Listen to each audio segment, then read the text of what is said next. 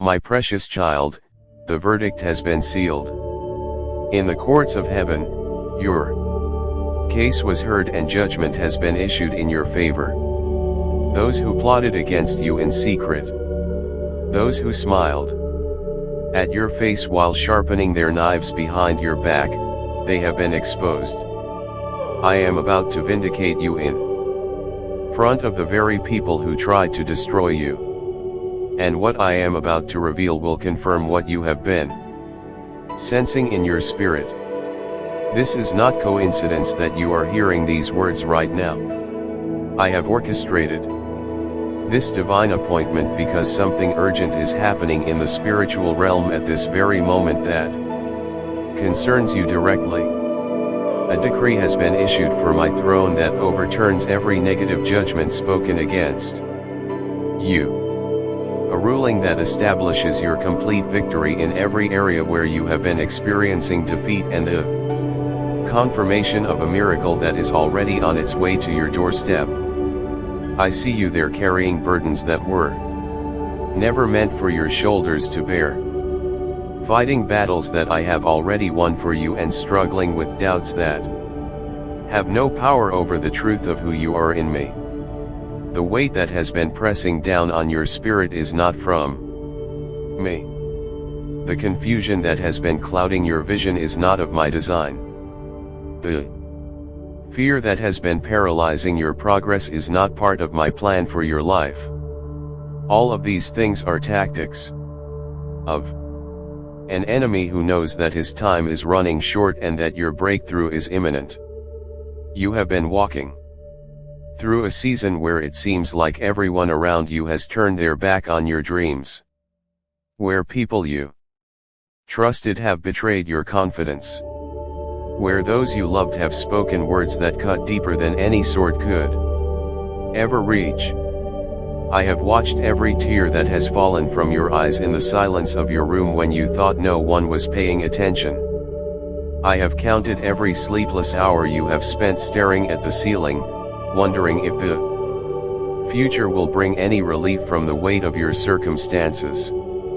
I have felt every ache in your heart when disappointment after disappointment has knocked at your door. And I want you to know that not 1 second of your suffering has gone unnoticed by me. But let me tell you what you have not been able to see during this difficult season. While you were lying awake at night wondering if anyone cared about your situation, I was working through the night on your behalf, moving people and circumstances into position for your breakthrough. While you were questioning whether your prayers were reaching heaven, I was already preparing the answers that would exceed your expectations. While you were wondering if I had forgotten about you, I was actually positioning you for the greatest demonstration of my faithfulness that you have ever witnessed. The people who have hurt you, who have whispered lies about your character, who have tried to diminish your light because they cannot stand the brightness of your potential. They do not understand that they are fighting against something much greater than themselves. They see your kindness and mistake it for weakness, not understanding that meekness is power under control. They witness your humility and confuse it with insecurity, not recognizing that humility is the doorway to honor. They observe your faith and assume it makes you naive, not realizing that faith is the substance of things hoped for and the evidence of things not seen. But what they fail to recognize is that you carry within you the very essence of my divine nature. And no weapon formed against you can ever prosper because I am your shield and your defender. The DNA of heaven flows through your spiritual veins. The very same power that spoke the universe into existence dwells within you. The authority that commands angels and silences demons has been deposited in your spirit. You are not just human, trying to survive in a hostile world. You are a divine being having a temporary human experience. And that divine nature within you is about to manifest in ways that will astonish everyone who knows you. I want to tell you something that will change the way you see every challenge that comes your way from this moment forward. The attacks you have been experiencing, the setbacks that have made you question your worth, the closed doors that have left you feeling rejected and forgotten. None of these things are happening because I have abandoned you or because you have done something to deserve punishment. These are the desperate attempts of an enemy who knows that his time is running short, who recognizes the immense calling on your life and who is trying everything in his power to convince you to give up before you step into the fullness of your destiny. Every attack is actually evidence of your importance in my kingdom. Every obstacle is proof of the significant assignment I have given you. Every form of opposition is confirmation that the enemy sees something in you that threatens his kingdom of darkness. If you were not destined for greatness, if you were not called to make a significant impact, if you were not chosen to be a force for my kingdom, the enemy would leave you alone. The very fact that you are facing such intense spiritual warfare is your invitation to step up and step into the authority that belongs to you as my child. But I am here to remind you of something that the enemy hopes you will forget. You are not just any ordinary person trying to make it through life. You are my chosen one, handpicked before the foundation of the world, designed with specific gifts and talents that no one else possesses. Created to fulfill a purpose that only you can accomplish. Before the stars were hung in space, before the mountains were established, before the seas were formed, I had you in mind. I designed you specifically for the time and place where you find yourself right now. You are not an accident of biology or a coincidence of circumstances. You are a carefully crafted masterpiece created for such a time as this. The very fact that you are facing such intense opposition is actually proof of how significant you are in my kingdom and how greatly the enemy fears what I'm about to do through your life. He has studied the blueprints of your destiny that were drawn up before the foundation of the world, and what he sees there terrifies him to his very core. He understands that when you fully embrace who you are and step into what you were created to do, his kingdom will suffer tremendous losses and my kingdom will experience tremendous advancement. The enemy has seen the impact you will have on families that are currently broken. And he knows that your testimony of restoration will bring healing to households around the world. He has witnessed the influence you will wield over communities that are currently divided. And he understands that your example of unity will bridge gaps that have existed for generations. He has observed the authority you will carry in the marketplace, in your profession, in your sphere of influence. And he recognizes that your integrity and wisdom will challenge systems of corruption and establish new standards of excellence and righteousness. But before I continue, there is something crucial you need to understand about the enemies who have risen against you. Think about Joseph for a moment. That young man who carried dreams that seemed impossible to everyone around him. When he was just 17 years old, I gave him dreams that revealed his future position of authority and influence. But between the receiving of those dreams and their fulfillment lay 13 years of testing, training, and character development that would prepare him for the responsibilities that were coming. His own brothers, the people who should have supported him most, sold him into slavery because they could not bear to see the favor that rested upon his life. They were jealous of his colorful coat, which was a symbol of his father's special love. But more than that, they were envious of the obvious anointing that rested upon him even as a young man. They could see that he was different, that there was something special about him. And instead of celebrating what God was doing in his life, they allowed jealousy to poison their hearts and motivate them to betray their own flesh and blood. Joseph found himself in Egypt, far from his family, far from everything familiar, sold as a slave to a man named Piper.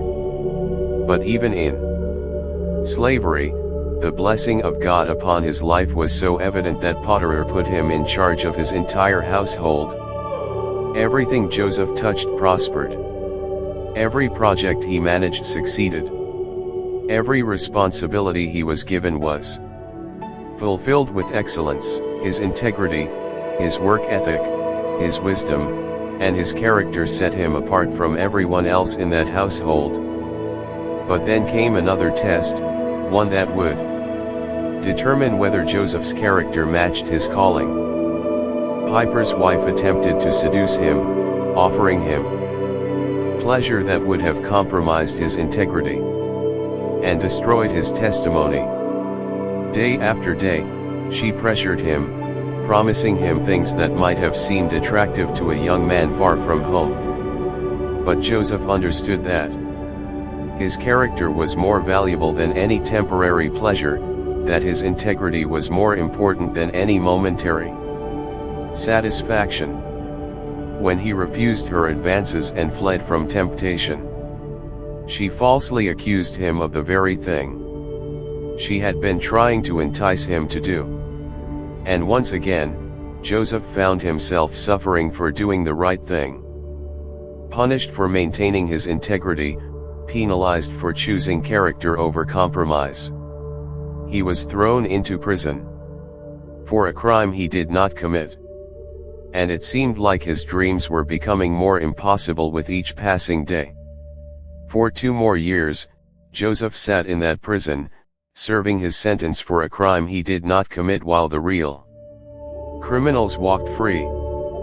But what Joseph did not know during those difficult years was that every single setback was actually a setup for something greater. The pit was preparing him for the palace. The prison was developing in him the character he would need to handle the authority he was about to receive. The years of waiting were building in him a dependence on my timing that would serve him well when he became second in command of the most powerful nation on earth. In the prison, Joseph met 2 men who would eventually be instrumental in his promotion, the chief butler and the chief baker of Pharaoh. Both men had dreams that they could not understand. And Joseph, operating in the gift of interpretation that I had given him, was able to explain the meaning of their dreams. The chief butler was restored to his position just as Joseph had interpreted. But he forgot about Joseph for 2 more years until Pharaoh himself had dreams that no one could interpret. When Pharaoh finally summoned Joseph to interpret his dreams, Joseph was ready. Not just with supernatural insight, but with practical wisdom that would save the nation from famine. In one day, he went from being a forgotten prisoner to becoming the second most powerful man in Egypt. The very crisis that Pharaoh's dreams revealed became the opportunity for Joseph's elevation. The problem that threatened to destroy Egypt became the platform for Joseph's promotion. Every false accusation Joseph faced was actually removing people from his life who would have been obstacles to his promotion. Every closed door was redirecting him toward the open door that would change not only his destiny, but the destiny of nations. Every night, he spent wondering if I had forgotten about him was actually a night when I was working behind the scenes, moving people and circumstances into position for his miraculous breakthrough. And when the time was right, when everything was perfectly aligned according to my plan, I lifted him from the prison to the palace in a single day. And those who had tried to destroy him were amazed at the transformation they witnessed. This is exactly what I am doing in your life right now. While you have been focusing on the doors that have closed, I have been opening doors that no man can shut. While you have been mourning the relationships that ended, I have been preparing divine connections that will accelerate your purpose in ways you never imagined. While you have been wondering why certain opportunities passed you by, I have been orchestrating opportunities that are specifically designed for your unique gifts and calling. The season you are in right now is not your permanent address. It is not your final destination. It is your preparation ground, your training facility, the place where I am developing in you the strength and wisdom you will need for the greater things that are coming. Every tear you have cried is watering the seeds of your breakthrough. Every prayer you have prayed is moving mountains that you cannot see. Every act of faith, no matter how small it seemed to you, has been creating ripples in the spiritual realm that are about to manifest as tsunamis of blessing in your natural circumstances. Now listen carefully to what I'm about to reveal, because this next example will show you exactly how I vindicate those who have been betrayed. Consider the story of Moses, another one of my servants who experienced a long season of preparation before stepping into his destiny. He was born during a time when my people were enslaved in Egypt, when Hebrew baby boys were being killed to prevent the Israelites from growing too numerous. But I had my hand on Moses from birth, orchestrating his rescue and placement in Pharaoh's own household, where he would receive the best education and training that Egypt could provide. For 40 years, Moses lived in the palace, learning leadership, administration, military strategy, and diplomacy. He had access to resources, influence, and opportunity that most people could only dream of. But when he saw an Egyptian taskmaster beating a Hebrew slave, his heart for justice led him to act in a way that forced him to flee for his life into the wilderness. What looked like the end of his opportunities was actually the beginning of the next phase of his preparation.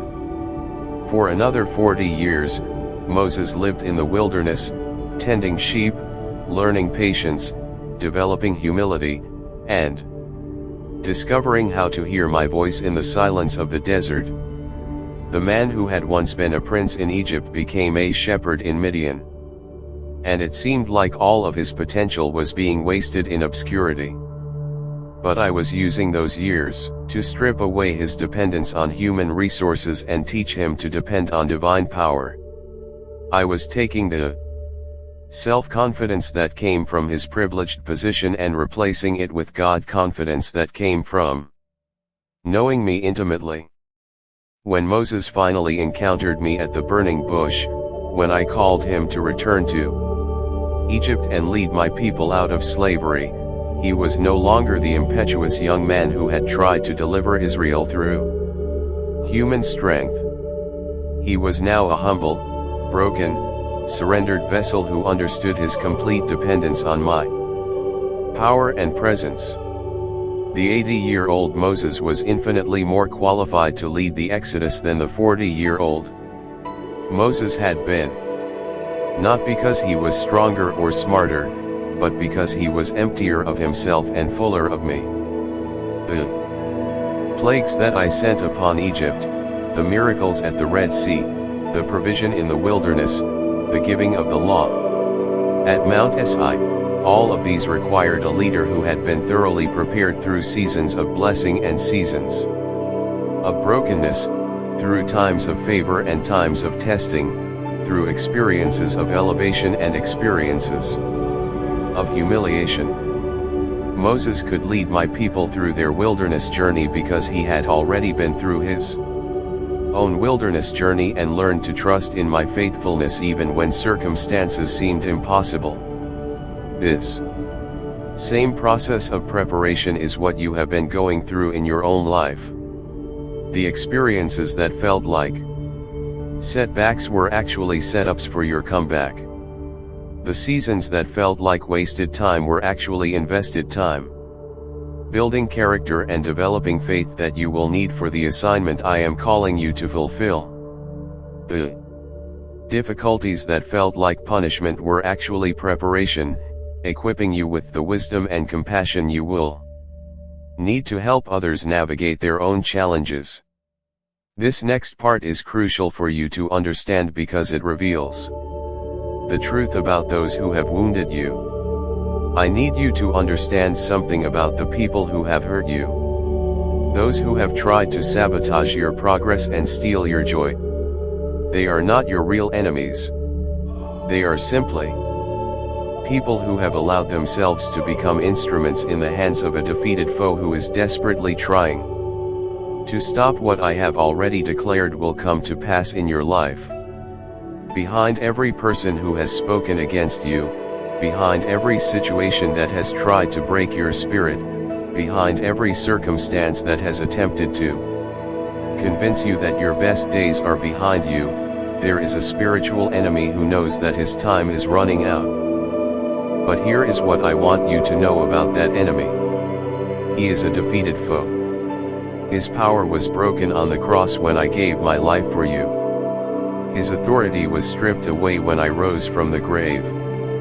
3 days later, his kingdom was invaded and his captives were set free when I ascended to heaven and sent my spirit to live inside of you. He has no legal right to your life, no claim on your future, no power over your destiny, except what you give him through fear and unbelief.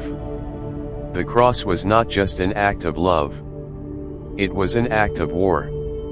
When I hung between heaven and earth, bearing your sins and shame, I was not just providing salvation for humanity.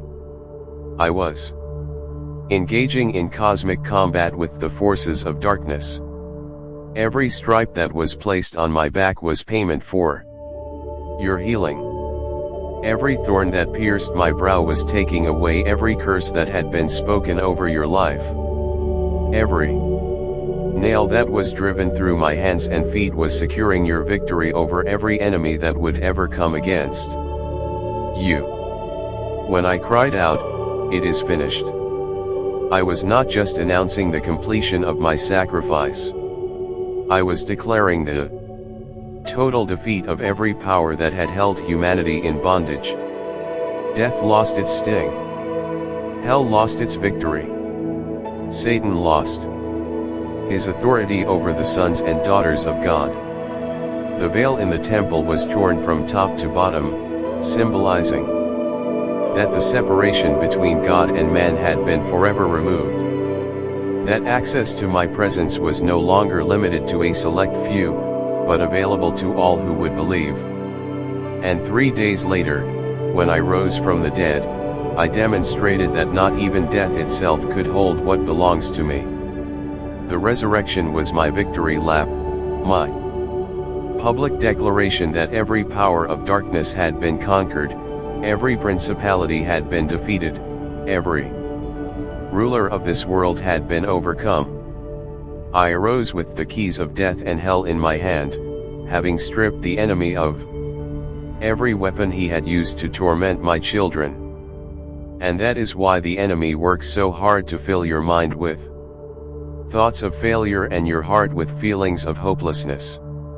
That is why he sends people into your life who will try to convince you that you are not good enough, smart enough, talented enough, or worthy enough to receive the blessings I have prepared for you. That is why he orchestrates circumstances that are designed to make you question my love for you and doubt my ability to come through on my promises. He knows that if you ever fully understand the victory that was won for you at Calvary, if you ever completely grasp the authority that was purchased for you through my blood, if you ever totally embrace the identity that belongs to you as my child, you will become unstoppable in advancing my kingdom and devastating his. So he works tirelessly to keep you focused on your problems instead of my promises, on your weaknesses instead of my strength, on your past, instead of your future. But I am about to show you something that will silence every lie he has whispered in your ear. I am about to demonstrate my power in your life in such an undeniable way that neither you nor anyone around you will ever again question whether I am real, whether I care, whether I am able to do exceedingly abundantly above all that you could ask or think. The miracle that I am preparing for you is so big, so obvious, so perfectly timed that it will leave no room for doubt about my involvement in your life. What I'm about to say may surprise you, but it will show you why my timing is always perfect, even when it seems delayed. Think about the story of Lazarus, a dear friend of mine who became very sick while I was ministering in another region. His sisters, Mary and Martha, sent word to me that the one I loved was sick, fully expecting that I would drop everything and come immediately to heal their brother. Amen. Share and subscribe this channel.